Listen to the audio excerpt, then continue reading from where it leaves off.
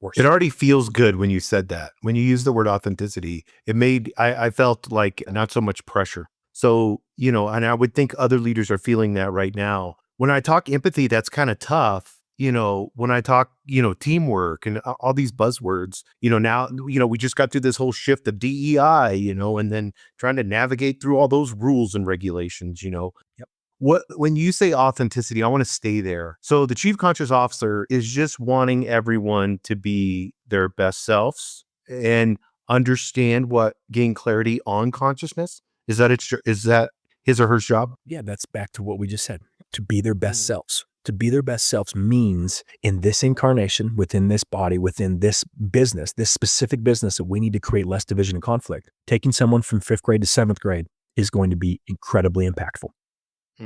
Taking someone from 5th grade into college, going to be worse.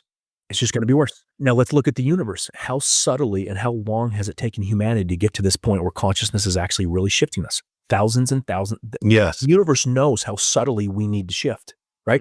We need to do that on a human level. Forcing people to be something they're not is worse. We have to be authentic. So consciousness, when the individual understands they are consciousness, knowledge is structured in consciousness, so they have access to all of that knowledge, their full potential is unleashed. You can't release the full potential here. This is a very limited thing. This is the reason why there's so much division and conflict.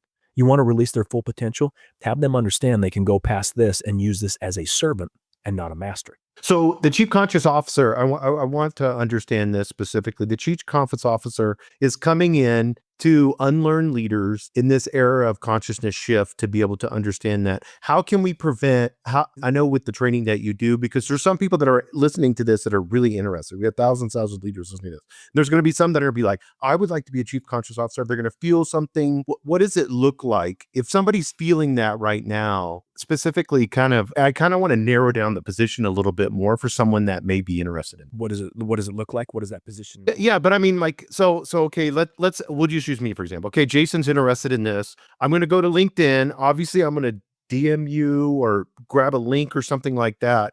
Walk through the steps of someone becoming a chief conscious officer. Well, I've had hundreds thankfully because of people like you who have allowed this to start being seen by hundreds of thousands of people.